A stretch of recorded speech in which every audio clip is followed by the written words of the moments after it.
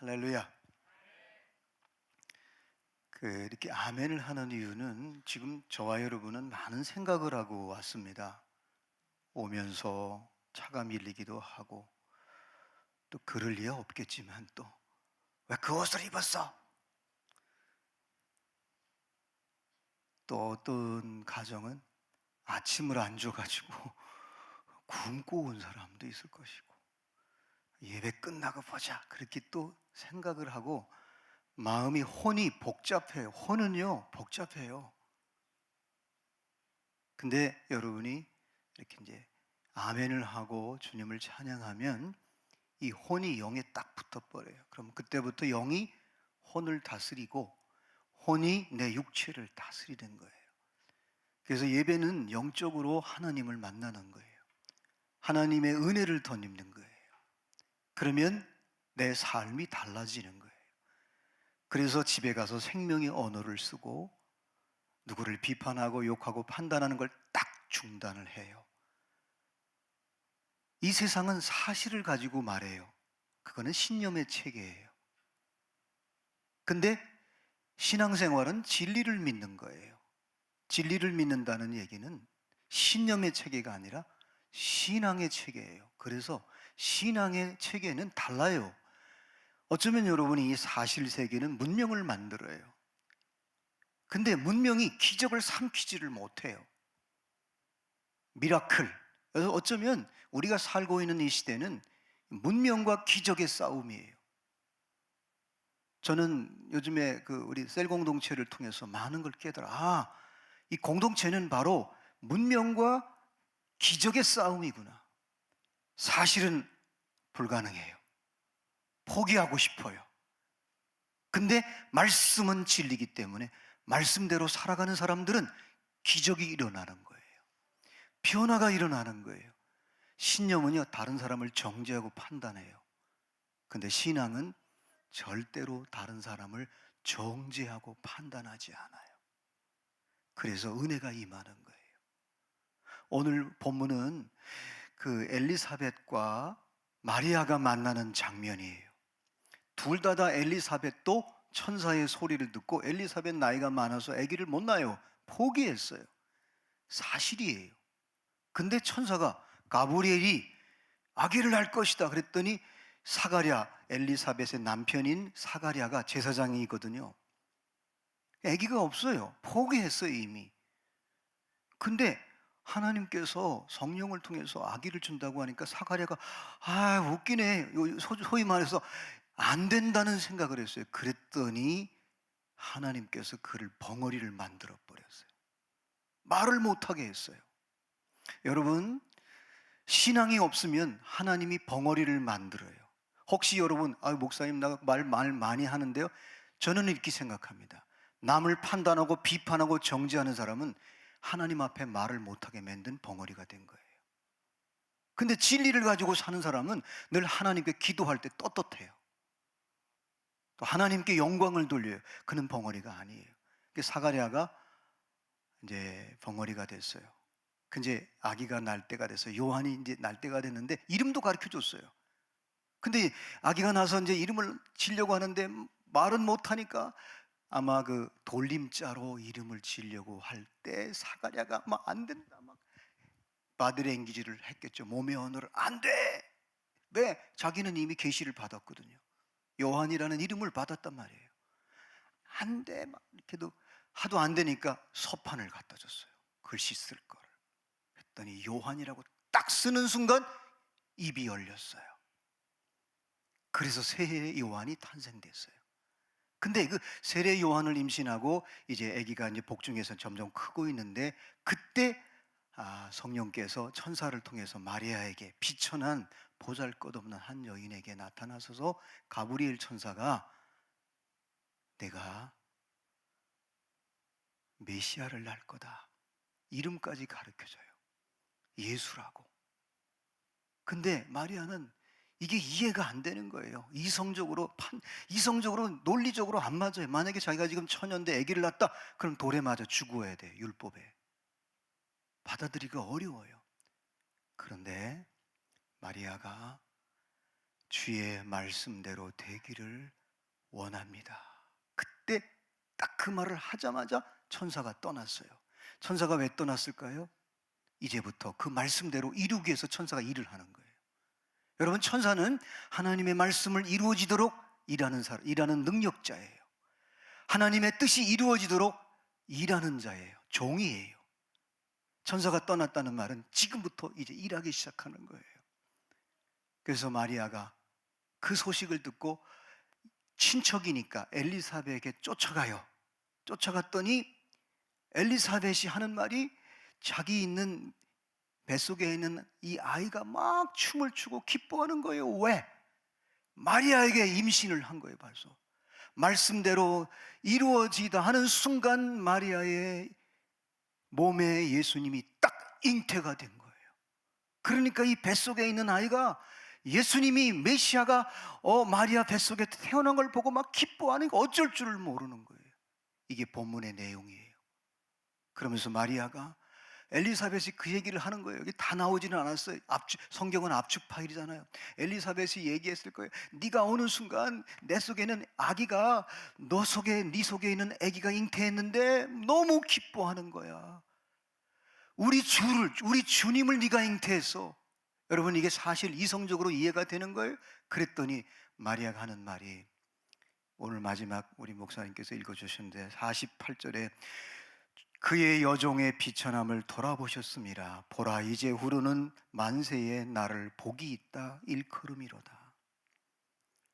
나는 비천했는데 예수님을 잉태하면서 내가 만세에 복된 자로다. 이게 오늘 본문의 내용이에요. 여러분, 이 사건이 어떻게 전개되느냐 하면 먼저 마리아에게 하나님의 은혜가 임했어요. 여러분, 하나님의 은혜는 내 속에 하나님이 들어오는 거예요. 그러니까 은혜를 받은 사람은 능력 있는 삶을 살아가요. 그래서 하나님이 내 속에 들어오는 게 은혜라면 내 속에서 나가는 게 뭐예요? 능력이에요. 권세예요. 그래서 신앙생활은 늘 은혜를 사모해야 돼요. 여러분, 혹시 내가 자꾸 짜증이 나고 신경질이 나고 내 양심이 삐뚤어요. 이러면 안 되는데 해놓고 내가 왜 이러지 앞으로 그러지만 이 양심이 계속 찔림받는 사람이 있어요. 그때 여러분이 기도하십시오. 하나님, 제게 은혜가 필요합니다. 내 은혜가 필요합니다. 은혜를 받으면요, 내 속에 하나님이 들어오는 거예요. 예수님이 내 속에 들어오는 거예요. 성령님이 내 속에서 역사하는 거예요. 그러면 내 속에서 나갈 때는 능력이 나가요. 권세가 나가요. 지혜가 나가요. 생명을 살리는 언어를 해요. 언어를 써요. 그래서 은혜 받은 사람은요, 잘 보세요. 선한 양심을 가지고 살고, 두 번째, 생명이 풍성해져요. 이따 결론 부분에 말씀드리겠지만은, 자, 은혜가 임하면 오늘 이 마리아에게 첫 번째 먼저 이렇게 잉태하기 전에 엘리사벳과 얘기하기 전에 먼저 은혜가 임했어. 우리 한번 같이 한번 읽을까요? 시작. 그에게 들어가 이르되 은혜를 받을 자여 평안할지어다 주께서 너와 함께 하시도다 하니 천사가 이르되 마리아여 무서워하지 말라 내가 하나님께 은혜를 입었느니라. 여러분, 은혜가 임하면요 제일 먼저 평안이 와요. 그리고 하나님이 함께 하셔요. 은혜가 떠나면 여러분, 저와 여러분의 삶 속에, 마음 속에, 생각 속에 마귀가 들어와요. 그래서 우리를 힘들게 만들어요. 천국을 잃어버려요. 하나님의 나라를 잃어버려요. 그래서 여러분, 이 시대는 은혜의 시대예요. 여러분, 21세기는 잘 들으세요. 21세기는 은혜와 율법의 싸움이에요. 신앙생활을 하더라도요, 똑같은 예수를 믿는데도 어떤 사람은 율법을 가지고 살아요. 혹시 여러분 가운데 자꾸 누구를 비판하는 말이 나오고 누구를 판단하는 말이 나오면 내가 지금 율법에 매인 사람이에요. 율법은 죄를 깨달으라고 준 거지 지키라고 준 게 아니에요. 못 지켜요, 저와 여러분은. 근데 은혜는 뭐냐? 은혜를 받으면 율법을 지키고 남아요. 심지어는 자기를 미워하는 사람을 사랑할 줄 알아요. 불쌍히 여겨요. 근데 율법의 사람은 저쪽에서 나를 미워하면 같이 미워해요. 저쪽에서 잘못하면 내가 막 정죄하고 판단해요. 욕하고. 그러면 망하는 거예요. 여러분 21세기엔 특별히 은혜와 율법의 싸움에, 이거를 다른 말로 하면 세속사와 구속사 속에서, 이 경계선에서 저와 여러분은 구속사를 믿고 사는 사람들이에요. 자, 은혜를 입으면 어떻게 달라지는지 아세요? 마리아가 은혜를 입으니까 놀랍게 그의 삶이 달라져요. 첫 번째, 너무 앞서 앞에 했네요. 네, 모든 것이 회복되기 시작해요. 은혜를 받으면요, 하나님의 은혜가 임하면 모든 게 회복되기 시작해요. 혹시 여러분 뭔가 쫓기는 사람이 있어요? 돈에 쫓기고 인간관계에 쫓기는 분이 있다면 죄를 품고 있기 때문에 그래요. 죄는 마음을 쪼이는 거예요. 생각에 쪼이는 거예요. 죄를 지은 사람은 다른 사람을 쪼옵니다. 가만히 보세요. 내 마음이, 내 심령이, 내 삶이 쪼들리는 사람은 다른 사람을 반드시 쪼게 돼 있어요. 죄는 쪼이는 거예요. 혹시 여러분 물질이 쪼입니까? 틀림없어요. 한번 돌이켜 보세요. 하나님 앞에 뭐를 심고 있는지. 11조, 내가 너의 삶의 창고에, 곡식에, 네가 사는 모든 것에 내가 주나 안 보나 한번 실험해 보라 그랬어요. 틀림없어요. 쪼이는 거는, 쫓기는 것은, 뭔가 줄어드는 것은 그건 은혜가 아니에요. 그래서 은혜를 받으면 모든 게 회복돼요. 특별히 임재감 속에서 삶을 살게 되고 사역을 합니다. 주님의 일을 하게 되어 있어요. 여러분, 영에는 세 가지 영이 있다고 늘 말씀드리잖아요. 세상의 영은 자아감이에요. 자기를 키워요. 자기를 드러내려고 해요. 사람의 영은 소속감이에요. 자꾸 친한 사람끼리만 모이려고 그래요. 그걸 애증관계라고 그래요. 세상의 자아감은 이해관계. 내가 유익이 되면 찾아가요. 유익이 안 되면 사람을 안 만나요. 근데 임재감은 뭐예요? 하나님의 임재감은 하나님이 주시는 평강이에요. 하나님이 주시는 은혜예요. 하나님이 주시는 지혜예요. 하나님의 뜻과 계획이 내 속에 들어오는 거예요. 그래서 사랑으로 관통하고 은혜로 관통하고 능력으로 관통하게 돼 있어요. 그리고 이상하게 놀라운 것은 은혜를 임하면 하나님이 하나하나 막아주세요. 더 나아가서는 이어줍니다. 축복을 이어주고 능력을 이어주고 사랑을 이어줍니다. 그래서 4대가 예수를 믿으면 족장시대에 요셉이 담장을 넘잖아요. 본래 당대에 믿는 분들은 굉장히 힘들어요. 두 번째, 여러분 2대째도 조심해야 돼요. 이삭은 순종의 사람이었어요.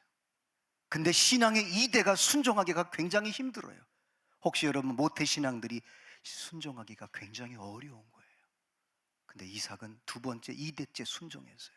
3대째 가면요 똑똑해져요. 야곱처럼 속이고 살아요. 근데 어느 날 속이다가 속이면 하나님이 함께 하지 않는다는 걸 깨닫고 난 뒤에 이름이 바꿔요. 야곱 속이는 자에서 이스라엘로, 하나님을 이긴 자. 이겼다는 하나님을 어떻게 이겨요? 하나님의 마음에 드는 삶을 사는 거예요.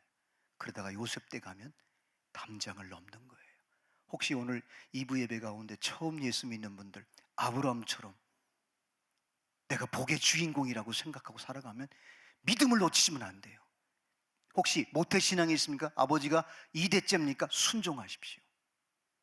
3대째입니까? 절대 속이지 마십시오. 세속적인 것을 빨리 끊으십시오. 그러면 하나님이 반드시 야곱처럼 이스라엘로 만들어 줄 거예요. 4대째 예수 믿었습니까? 이제 담장을 넘는 거예요. 여러분, 은혜를 받으면 이게 이어집니다. 마리아는 은혜를 받았어요. 은혜가 임했어요. 한 걸음 더 나가서 좀 넘겨주실래요? 자, 평범한 사람이 비범한 사람이 돼요. 자기는 비천한 사람이라고 그랬잖아요. 48절에 오늘. 근데 비천한 사람이 만세에 오고 가는 세대에 복된 자가 되는 거예요.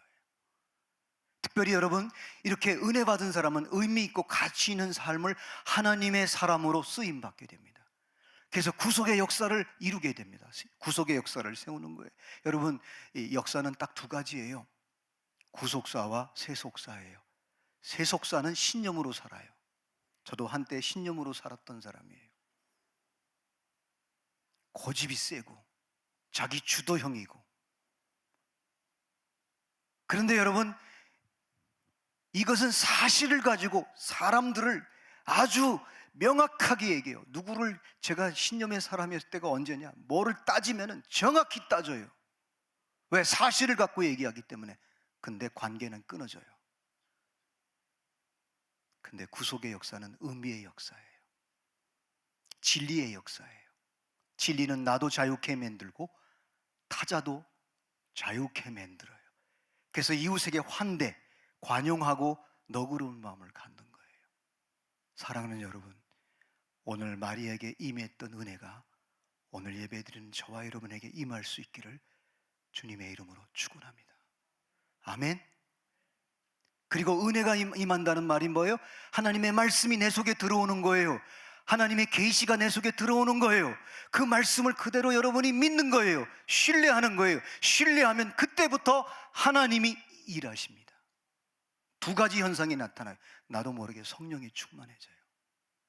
또 하나는 천사가 도와요. 제가 늘 말씀드리잖아요. 여러분 왜 셀이 좋은지 아세요? 어차피 여러분 남편 육신의 이 자녀 하나님 앞에 가면 다 끝나는 거예요. 우리가 남는 건 누가 남는지 아세요? 나와 함께 신앙생활했던 구속사의 동역자들만 하나님 앞에 서는 거예요. 사실은 여러분, 가족은 예행 연습이에요. 진짜 영적 가족은 셀이에요. 그 사람들만 예수님의 신부가 되는 거예요. 어린 양의 통치를 받는 거예요. 사랑하는 여러분, 은혜를 받으면, 말씀이 임하면 말씀대로 될지어다라고 여러분이 긍정하는 거예요. 신뢰하는 거예요. 신앙생활은 노력하는 게 아니에요. 하나님의 약속을, 하나님의 계획을, 하나님의 뜻을 내가 신뢰하는 거예요. 그러면 하나님이 그를 역사의 드라마에 세웁니다. 그리고 놀라운 것은 그렇게 갈 때 경험을 주셔요. 체험을 주셔요.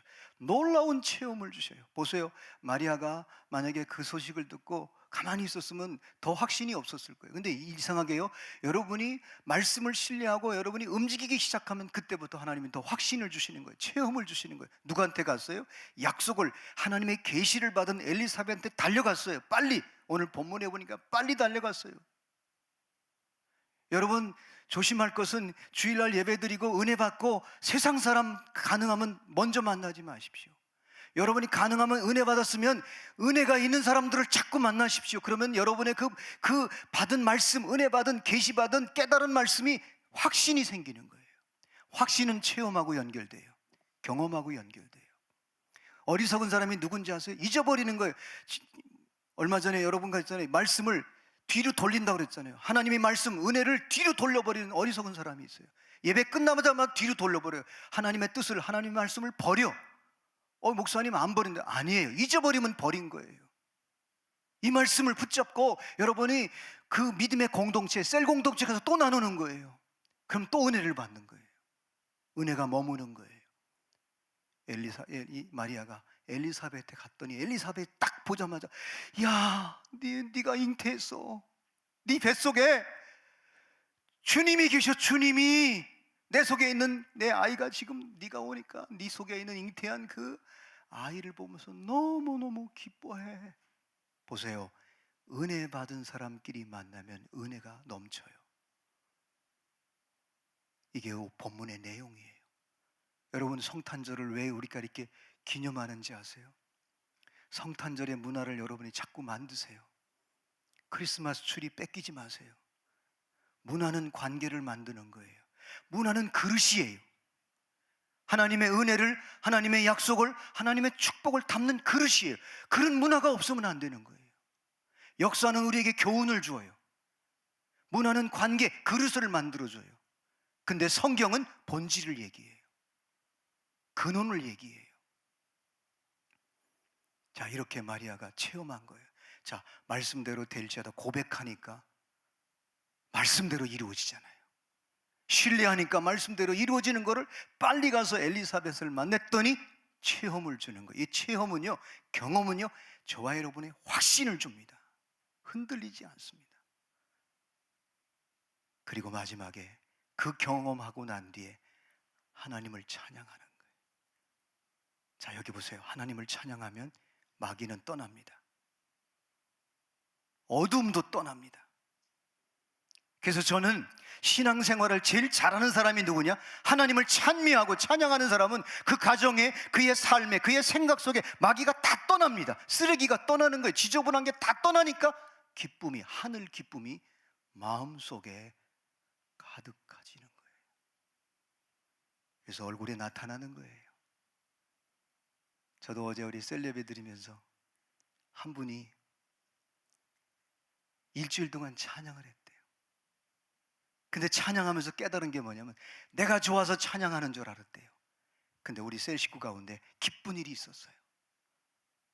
그 기쁜 일이 계속해서 기뻐지게 하도록 하나님이 찬양하게 한 거예요. 그 얘기를 듣는 순간 제가 전율을 느꼈어요. 이 공동체는 축복이구나, 신비이구나, 능력의 자리구나, 계시의 자리구나, 하나님의 역사가 이루어지는 울타리구나.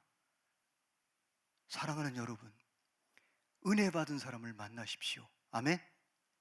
혹시 여러분 오랫동안 인간관계 속에서 소속감, 사람의 영, 친한 사람을 만나더라도 혹시 그분이 은혜가 없으면 피하십시오. 이게 그리스도인이 말씀을 기다리는 대림절에 특별히 마리아가 찬양하잖아요. 여러분 오늘 본문에 다 읽진 않았지만 누가복음 2장, 1장, 2장 계속 읽다 보면요, 마리아가 어디까지 보는지 아세요? 미래를 보는 거예요. 로마가 무너질 걸 본 거예요. 하나님이 이 역사 속의 세속사를 구속사로 무너뜨리는 걸 보는 거예요. 그러니까 두려움이 없는 거예요. 이제 더 이상 비천한 자가 아니에요. 만세의 복된 자예요. 자, 그러면 말씀을 기다리는 대림절을 우리가 어떻게 보내야 되는가? 저와 여러분이 예수님의 이름의 권세를 붙잡으세요. 할렐루야. 이 성탄절에 예수님의 이름의 권세를 꼭 붙잡으십시오. 우리 마지막 한번 넘겨주실래요? PPT. 예수님의 이름은 두 가지 우리에게 능력을 줍니다. 첫 번째는 보혈의 능력이에요. 저와 여러분은 연약하기 때문에 죄를 짓습니다. sins, 죄들이 있어요. 이 죄를 지면 양심이 찔려요. 그래서 죄는 양심을 계속 찔러버립니다. 혹시 여러분 남을 욕하고 판단하는 사람 틀림없어요. 그 사람은 죄를 짓고 있는 거예요. 양심을 커버하기 위해서 남을 비판하는 거예요. 속지 마십시오. 근데 중요한 것은 회개하면 보혈의 능력이 저와 여러분의 양심에 찌르는 것을 막을 수 있어요. 할렐루야. 그래서 베드로전서 3장 21절에 보면 이렇게 기록되어 있어요. 제가 한번 읽어드릴게요. 물은 예수 그리스도의 부활하심으로 말미암아 이제 너희를 구원하는 편이 곧 세례라. 육체의 더러운 것을 제하여 버림이 아니요 오직 선한 양심이 하나님을 향하여 찾아가는 것이다. 예수님의 이름, 예수님의 권세는 여러분이 보혈을 의지하면 여러분이 죄진 거, 그 양심을 찌르는 것부터 완전히 회개하면 자유함을 얻을 수 있어요. 그래서 이제는 이 양심이 선한 양심이 되어서 자꾸 하나님을 찾아가는 거예요. 하나님의 뜻을 찾고 하나님의 언어를 쓰고 하나님의 말씀을 전하고 하나님의 그 약속을 계속 선포하는 거예요. 선한 양심이 누구를 찾아간다고요? 하나님을 찾아가는 거예요. 근데 만약에 죄를 지면 선한 양심이 누구를 찾아가요? 마귀는 남을 참소하고 남을 비판하고 판단하고 율법이 가지고 사는 사람을 자꾸 죽여요. 성탄절에, 대림절에 여러분이 예수님의 이름과 권세를 여러분의 마음속에 깊이 모실 수 있기를 주님의 이름으로 축원합니다. 두 번째는 십자가의 능력이에요. 우리는 죄인이에요. 자, 죄진 건 해결했어요. 근데 여전히 죄인이야. 이 죄인으로 그대로 있으면 생명을 찔러요. 생명을 찌른다는 말은 다른 말이 아니에요. 생명은 풍성하게, 예수님이 이 땅에 오신 목적은 생명을 주고 풍성케 하러 오셨는데 이 생명이 풍성하지가 않는 거예요. 그럼 어떻게 해야 되냐? 날마다 내가 죽으면 돼요. 그래서 사도 바울이 나는 날마다 죽노라. 날마다 성탄절이야. 날마다 예수님을 모시는 거야. 그러니까 그가 삶이 풍성해지는 거예요. 자, 우리 요한복음 10장 10절 말씀 같이 한번 보니까 시작. 도적이 오는 것은 도둑질하고 죽이고 멸망시키려는 것뿐이요 내가 온 것은 양으로 생명을 얻게 하고 더 풍성히 얻게 하려 하는 것이라. 여러분, 우린 죄인이에요. 그래서 십자가 앞에 날마다 죽으면 저와 여러분의 생명이 굉장히 풍성해집니다. 근데 마치 자기가 의인인 것처럼 선악과를 따먹고 옳으냐 그르냐 크냐 작으냐 네가 틀리냐 내가 틀리냐 맞냐 이런 것만 따지는 사람은 절대로 생명이 풍성하지 않습니다. 다른 사람도 막 생명을 찔러버려요. 그래서 은혜가 예수님이잖아요. 우리 축도할 때 이제는 우리 주 예수 그리스도의 크신 은혜와, 예수님은 은혜예요. 성탄절은 은혜가 넘쳐야 돼요. 여러분이 예수님이 탄생해야 돼요. 십자가의 보혈과 십자가의 그 능력이 내 속에 들어올 때 여러분의 양심을 찔렀던 거, 양심을 찌르는 건 여러분 굉장히 힘듭니다. 죄책감이 있고 상처가 있고 힘든 거예요. 근데 십자가의 보혈로 여러분이 회개할 때 다 용서해 주시는 거예요. 회복시켜 주는 거예요. 그럼 이게 남는 건 뭐예요? 죄인이야. 죄인은 십자가에 날마다 죽는 거예요. 날마다 죽으면 내 생명이 풍성해지는 거예요. 성탄절 때 말씀이 되신 예수 그리스도, 예수님이 말씀이에요. 말씀이 예수님이에요. 여러분이 기다릴 때 이 대림절에 저와 여러분에겐 예수님의 이름과 권세로 다시 한번 우리가 거듭날 줄로 믿습니다. 사랑하는 여러분, 마지막 결론을 내리겠습니다.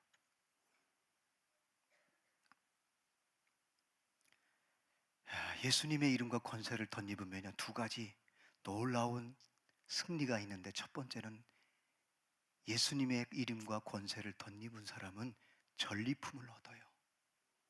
과거와 현재가 회복돼요. 그리고 또 하나 놀라운 게 뭔지 아세요? 미래가 승리로 이어지는 거예요. 미래가 보이는 거예요. 그래서 은혜를 입은 사람은 자녀의 미래가 보이는 거예요. 혹시 여러분 오랜 동안 3년 이상 신앙생활하는데 자녀의 미래가 보이지 않으면 기도하십시오. 하나님, 은혜가 필요합니다. 우리 아들에게 은혜가 필요합니다. 내 직장에 은혜가 필요합니다. 내 사업장에 은혜가 필요합니다. 내 심령 자체가 은혜가 필요합니다. 그렇게 여러분이 간구하면 여러분의 미래가 보일 것입니다. 마리아는 미래가 보이는 거예요. 내가 지금은, 옛날에는 비천했어요. 근데 지금은 복된 자예요. 만세의 복된 자예요. 저와 여러분이 예수님의 이름, 예수님의 권세를 이번 성탄절에 여러분 마음속에, 심령 속에 조용히 모시면서 예수 그리스도의 은혜가 우리 성탄절에 풍성할 수 있기를 주님의 이름으로 축원합니다.